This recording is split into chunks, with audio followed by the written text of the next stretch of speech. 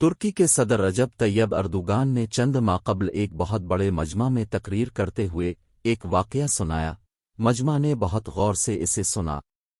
میں آپ لوگوں کو تاریخ کا ایک واقعہ سنانا چاہتا ہوں۔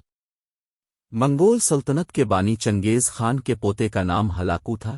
اس نے بغداد پر قبضہ کیا اور اسے پوری طرح لوٹ لیا۔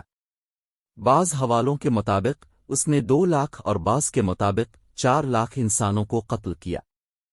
اس نے بغداد کی ساری قدیم مسجدیں، مکاتب اور محل ڈھا دیے۔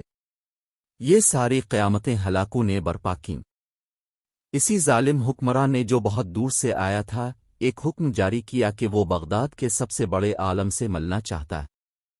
ظاہر سی بات ہے کہ کوئی عالم ہلاکو سے ملنے کے لیے تیار نہیں ہوا۔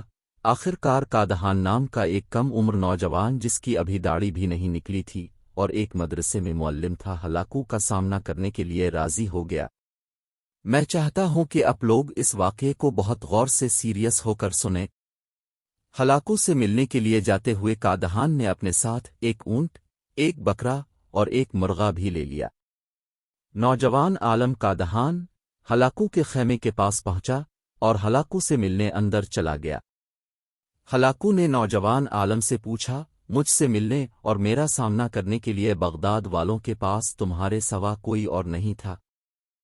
قادہان نے جواب دیا کہ اگر آپ مجھ سے بڑے سے ملنا چاہتے ہیں تو باہر ایک اونٹ موجود ہے، اگر داڑھی والا چاہتے ہیں تو باہر ایک بکرا موجود ہے، اور اگر بلند آواز والا چاہتے ہیں تو باہر ایک مرغا بھی موجود ہے، اب جسے چاہیں بلا لیں۔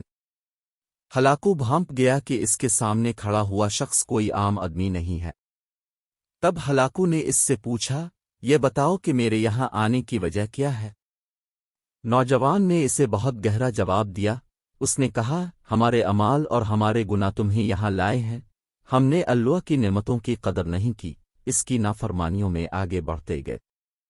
دنیا، مال و دولت اور زمین جائیداد ہمارے دلوں میں ریچھ بس گئے، اس لیے اللہ نے آپ کو ہمارے پاس اپنا عذاب بنا کر بھیجا ہے تاکہ اس نے ہمیں جو نعمتیں دی تھیں وہ ہم سے واپس لے لے۔ یہ جواب سن کر ہلاکو نے دوسرا بڑا عجیب سوال کر دیا، مجھے کون یہاں سے نکال سکتا ہے؟ نوجوان نے جواب دیا، جب ہم نعمتوں کی قدر جان لیں گے، ان کا شکر ادا کرنے لگیں گے اور آپس کے اختلافات ختم کر لیں گے، تو اس وقت پھر آپ یہاں ہرگز نہیں رہ سکیں گے۔ ترکی کے صدر۔ تبصرہ: ترکی کے صدر۔ اس وقت مسلمانوں میں ایک بڑی بیماری یہ پھیلی ہوئی ہے کہ دوسری اقوام پر آنے والی قدرتی آفتوں کو تو وہ پورے یقین کے ساتھ اللہ کا عذاب قرار دیتے ہیں، لیکن اپنی حالت کی بے انتہا خرابی کو بھی احتساب کی نگاہ سے نہیں دیکھتے ہیں۔ حالانکہ ہماری تاریخ میں ایسی بہت سی حکایتیں ہیں جو خود احتسابی کا احساس ابھارتی ہیں۔ رجب طیب اردگان ترک قوم کو ایک نئی اٹھان کے لیے تیار کر رہے ہیں۔ وہ اس طرح کی حکایتوں کی اہمیت کو بخوبی سمجھتے ہیں۔ پاکستان کے مسلمانوں کے لیے بھی اس واقعہ میں بڑا سبق ہے۔